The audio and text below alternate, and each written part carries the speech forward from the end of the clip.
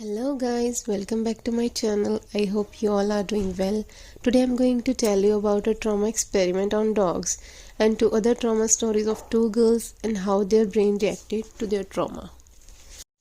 तो गाइज आपने इससे कभी फील किया है कि जब आप बहुत स्ट्रेस में हो या किसी ट्रॉमेटिक इवेंट से गुजर रहे हो तो कभी कभी आपको या तो भूख लगनी बंद हो जाती है या फिर भूख ज़्यादा लगने लग जाती है, या तो आप बिंज ईटिंग करने लग जाते हो या फिर आप खाना ही नहीं खाते। तो मैं आपको बताना चाहती हूँ कि research has shown that people who have been abused as children often feel sensations such as abdominal pain that have no obvious physical cause. Even they hear voices warning or danger or accusing them of heinous crimes. मतलब कि उनको आवाज़ें भी mentally सुनाई देती हैं जो उनको एक्यूज़ करती हैं कि उन्होंने क्राइम किया। और आपने कभी नोटिस किया होगा कि sometimes people get offended with something very common, like when you get too close to them to get something beside them, or sometimes they flinch or freeze when you get too close to them. So normally people would think that they are overreacting, but actually it is a trauma response. So I will tell you a story about a gorgeous 19-year-old girl, university student, who sat alone in a corner of the psychiatric ward looking frightened to death and virtually mute, but has a reputation as a girlfriend of an important mafioso. So guys, जिस लड़की की बात अभी हम कर रहे हैं वो एक माफिया की गर्लफ्रेंड होती है, बट वो एक साइकेट्रिक वार्ड में एडमिट होती है और उसने पूरे एक हफ्ते से कुछ खाया नहीं होता। तो जब उसने पूरे हफ्ते से कुछ खाया नहीं होता तो उसकी बॉडी पूरी वीक हो जाती है, तो डॉक्टर उसको फोर्स फीड करते हैं। अब हॉस्पिटल में फोर्स फीड कैसे किया जाता है कि आपके नाक में ट्यूब डाली जाती है जो आपके पेट में जाती है, और फिर आपको लिक्विड फीड दी जाती है जो सीधा आपके पेट में जाती है, क्योंकि आप मुंह से खा नहीं पाओगे। तो जैसे मैंने आपको बताया कि वो म्यूट थी, वर्चुअली म्यूट थी, क्योंकि मतलब उसकी बोलने की एबिलिटी थी बट वो बोलती नहीं थी क्योंकि शी हैज़ ट्रॉमा। ठीक है, तो रात के अंधेरे में जब भी रात होती थी तो वो नर्सिंग स्टेशन पे जाती थी, और जो लोग उसे दिखाई देते थे कि हाँ उसे लगता था, जिन पे ट्रस्ट था, जिनको बहुत टाइम से जानते थे, जैसे नर्सिंग ऑफिसर्स वहाँ के, तो उनके साथ जाके डिस्कस करती थी। तो later at night she spoke hesitantly about her childhood sexual abuse by her brother and uncle, so they both pinned her down in her childhood for gang rape, and when doctors pinned her down on bed for putting feeding tube, she felt like the same as in gang rape. तो guys, जैसे अगर हम imagine करें कि आपके नाक से tube डाली जा रही है तो it would be very unpleasant, है ना। आपको अच्छा नहीं लगेगा, आपको कितना डिस्कम्फर्ट फील होगा।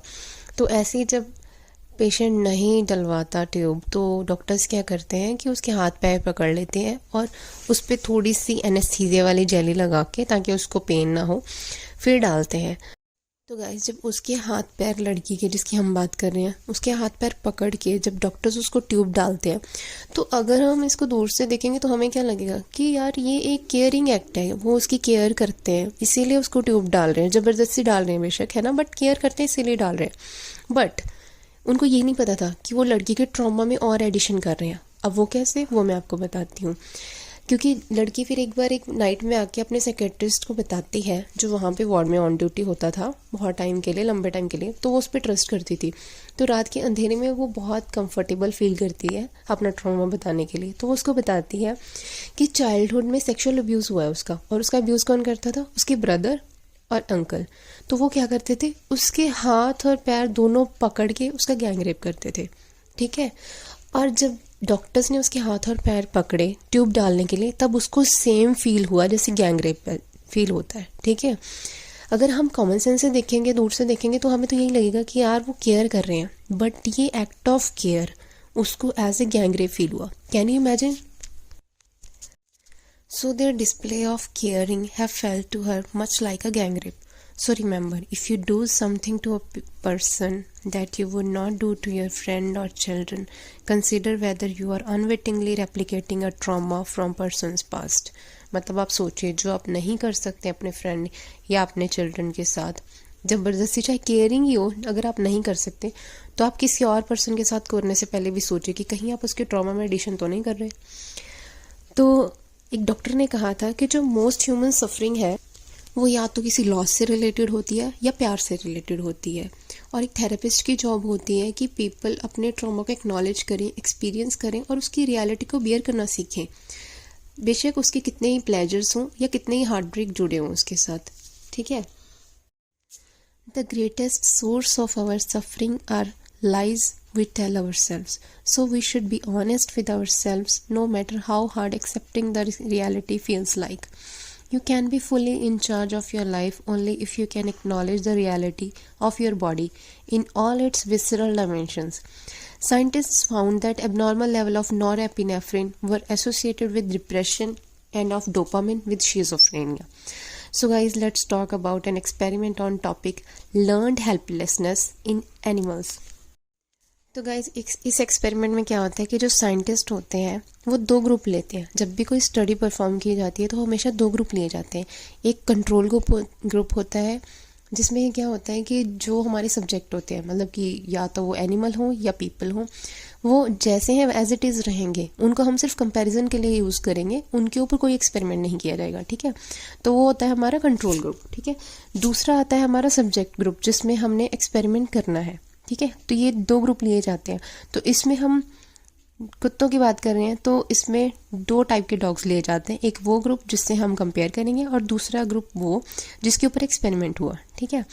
तो जिसके ऊपर एक्सपेरिमेंट कर रहे थे उन्होंने क्या किया कि उनको पिंजरे में बंद किया और उनको शॉक दिए। मतलब कि जब भी वो थोड़े से केज के दरवाजे के आसपास आते थे तो उनको शॉक दिया जाता था, ठीक है। उनको बहुत ज़्यादा शौक दिए गए। अब एज ए एनिमल लवर मैं तो कभी ऐसा नहीं कर पाती। मुझे पता आप में से भी बहुत लोग होंगे जो एनिमल्स को प्यार करते होंगे, उनके लिए ये सुनना, ये इमेजिन करना भी कितना पेनफुल है। बट ये सिर्फ बहुत पुराना एक्सपेरिमेंट है, अब तो ऐसा करना भी मेरे ख्याल से लीगल नहीं है। तो मैं आपको सिर्फ एक एक्सपेरिमेंट बता रही हूँ।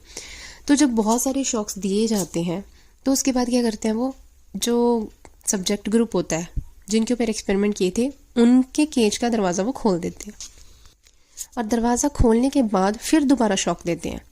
तो जो कंट्रोल ग्रुप होता है डॉग्स का, जिनके ऊपर कोई शॉक नहीं दिए गए हैं, तो वो क्या करते हैं, वो एकदम से जैसे ही केज का दरवाज़ा खुलता है वो भाग जाते हैं। बट वो डॉग्स जिनको बहुत ज़्यादा शॉक दिए गए, उन्होंने कोई अटेम्प्ट ही नहीं किया भागने के लिए। इवन कि डोर पूरा खुला था, ऐसा भी नहीं है कि हाँ डोर खुला नहीं था या क्या। बट वो क्या करते, वो इतने डरे हुए थे कि वो वहीं पड़े रहते, वहीं रोते रहते और वहीं खा भी नहीं रहे थे, वहीं अपना सारा वेस्ट निकाल रहे थे, ठीक है। सो इससे क्या पता चलता है कि the mere opportunity to escape does not necessarily make traumatized animal और people take road to freedom. मतलब कि अगर हम अपॉर्चुनिटी मिल भी रही है हमें डेंजर से एस्केप करने की, तो सिर्फ अपॉर्चुनिटी मिलने से इसका मतलब ये नहीं है कि जो ट्रॉमेटाइज्ड लोग हैं वो अपना रोड ऑफ फ्रीडम चूज कर। Like these dogs, many traumatized people simply gave up. Simply वो give up कर देते हैं, चाहे उनके सामने अपॉर्चुनिटी है भी, बट वो ट्राई नहीं करते। Rather than risk experimenting with new options, they stay stuck in fear they know. Why? Because our brain love familiarity.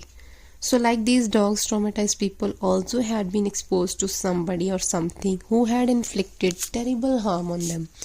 Harm they had no way of escaping, so they had in some way been trapped or immobilized, unable to take action to stare off the inevitable, so their flight and fight response had been thwarted.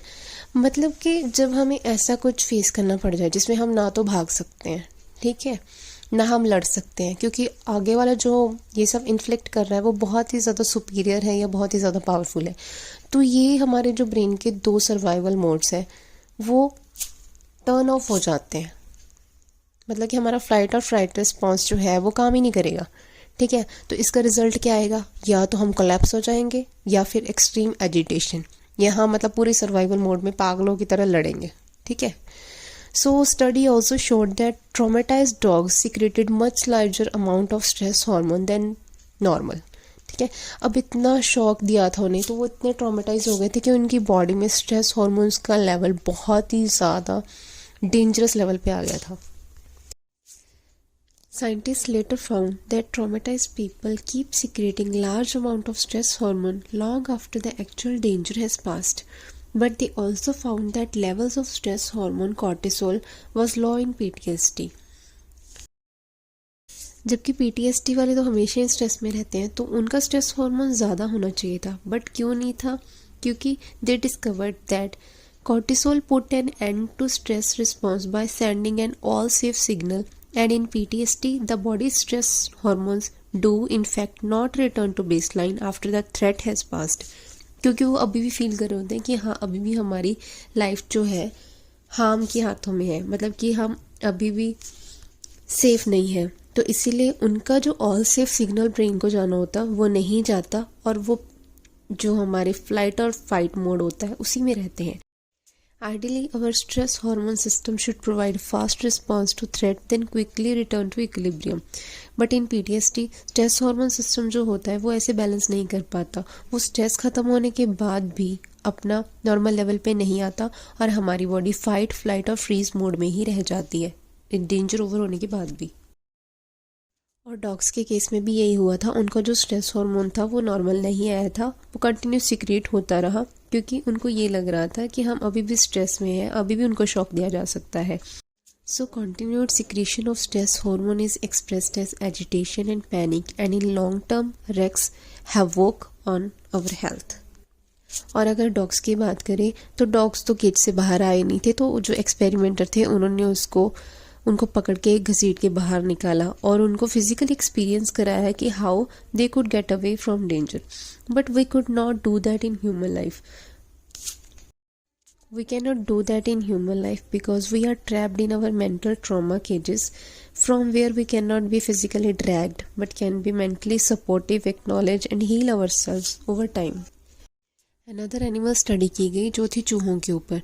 तो इसमें दो type के चूहे लिए गए, एक तो वो जो बहुत अच्छे घर में पले बड़े थे, जिनको खाना प्रॉपर मिला था और जिनको प्यार मिला अपनी माँ से। दूसरे वो जिनको ना तो प्रॉपर खाना मिला था और ना ही घर से प्यार मिला था।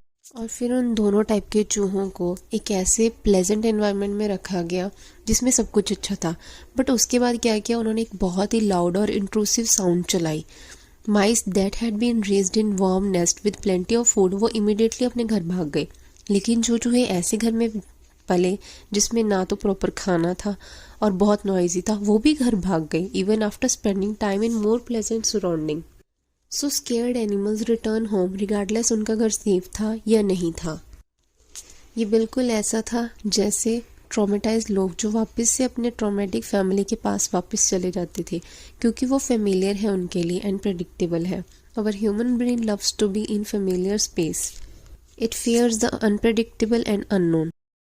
Some traumatized people often feel vague sense of emptiness and boredom when they are not angry or involved in some dangerous activity, because these activities make them more aware of their bodily sensations and they feel more present in the moment and alive.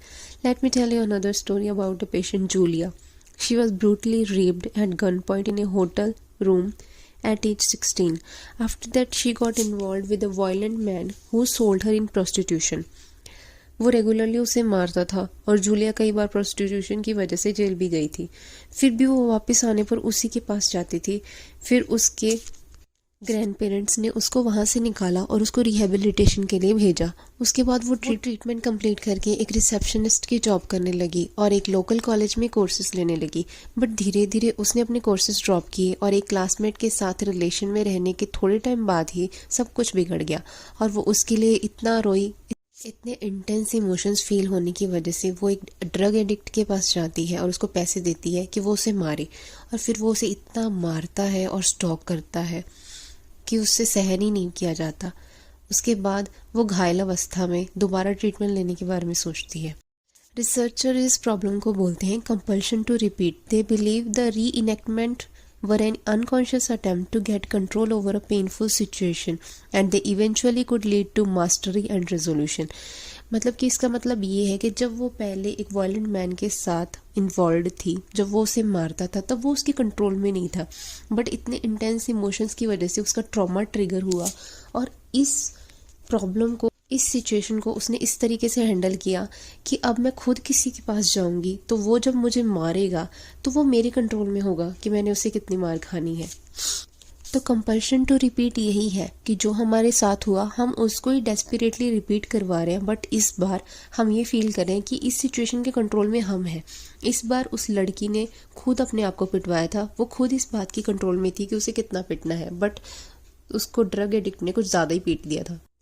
अब ये था तो एक trauma response, क्योंकि वो अपने trauma को ही दोबारा री इनेक्ट कर रही थी। ताकि वो उसके ऊपर कंट्रोल फील कर सके। और ट्रॉमा री enactment is an unconscious act. कभी भी कोई बंदा सोच के नहीं करता कि हाँ मैंने इस चीज़ के ऊपर कंट्रोल पाने के लिए इसको दोबारा री इनेक्ट करना है। जब भी हम ट्रॉमा की वजह से ट्रिगर होते हैं तो ये हमारा अनकॉन्शियस होता है जो हमसे ये सब कुछ करवाता है उस ट्रॉमा के ऊपर कंट्रोल फील करने के लिए। So normally we feel attracted to things that draw us, motivate us and make us feel alive. But traumatic people attract to dangerous and painful situations.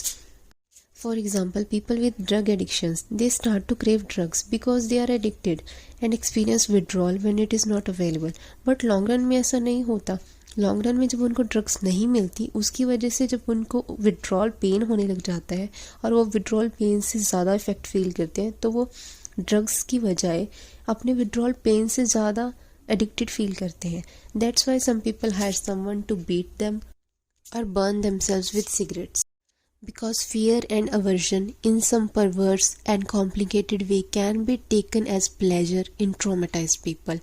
One research study shows that morphine-like chemicals that brain secretes in response to stress play a role in the paradoxical addictions. They observed that 75% of severely wounded soldiers did not request morphine to the surgeon during treatment because they were under the influence of strong emotions. Researchers conducted a study which concluded that strong emotions can block pain and it is result of release of morphine-like substances manufactured in brain. This suggested that for many traumatized people, re-exposure to stress might provide a similar relief from anxiety.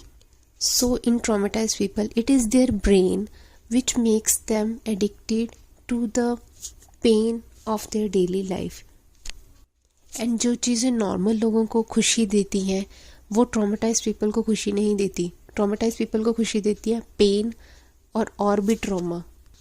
तभी कुछ लोग कहते हैं ना कि यार हम अपनी लाइफ में हमेशा प्रॉब्लम्स ही क्यों अट्रैक्ट करते हैं, हमेशा बुरे पीपल ही क्यों अट्रैक्ट करते हैं, क्योंकि unconsciously we are attracted and attached to them and we are living in the same circles of life. अगर हम सोचें कि जूलिया बार बार अपने उस वायलेंट मैन के पास क्यों जा रही थी जिसने उसको प्रोस्टिट्यूशन में डाला और जिसने उसको इतना मारा, इसका आंसर था फैमिलियरिटी। उसका ब्रेन सिर्फ उसी से फेमिलियर था, पूरी दुनिया में वो किसी को जानती नहीं थी, वो सिर्फ उसी को जानती थी।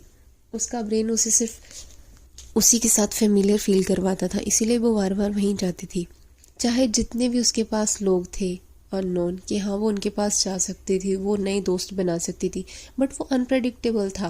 ह्यूमन माइंड को अनप्रेडिक्टेबिलिटी बिल्कुल पसंद नहीं होती, तो ह्यूमन माइंड बिल्कुल कुछ ऐसा नया ट्राई नहीं करता। जैसे कि हमने डॉग्स के एक्सपेरिमेंट में देखा, वो अपने ट्रॉमा की वजह से गिव अप कर देते हैं नई चीज़ों या नई ऑप्शंस को एक्सप्लोर करना, और जो ट्रॉमा उनके पास होता है उसी को रिलाइव करते रहते हैं वो लोग। तो इस वीडियो से हमें पता चलता है कि जो ट्रॉमेटाइज पीपल बहुत इंटेंस ट्रॉमा से गुजरे होते हैं और बहुत ही रिपीटेडली गुजरे होते हैं, वो इतना इस हद तक ट्रॉमेटाइज हो जाते हैं कि वो गिव अप कर देते हैं। अगर उनके सामने ऑप्शन आ भी जाए फ्रीडम का, उस चीज़ से निकलने का, वो नहीं निकलते क्योंकि वो गिव अप कर चुके होते हैं। वो अपने ट्रॉमा में इतने अंदर तक जा चुके होते हैं, इतना डीपली सोचने लग जाते हैं कि उसको अनकॉन्शियसली री इनेक्ट करने लग जाते हैं। कोई भी ट्रिगर आता है तो उसको कंट्रोल के कैसे करें यही सोचते रहते हैं और उसको दोबारा री इनेक्ट करके दोबारा रिपीट करके खुद को सेल्फ हेट्रेड और फर्दर पेन में डाल लेते हैं।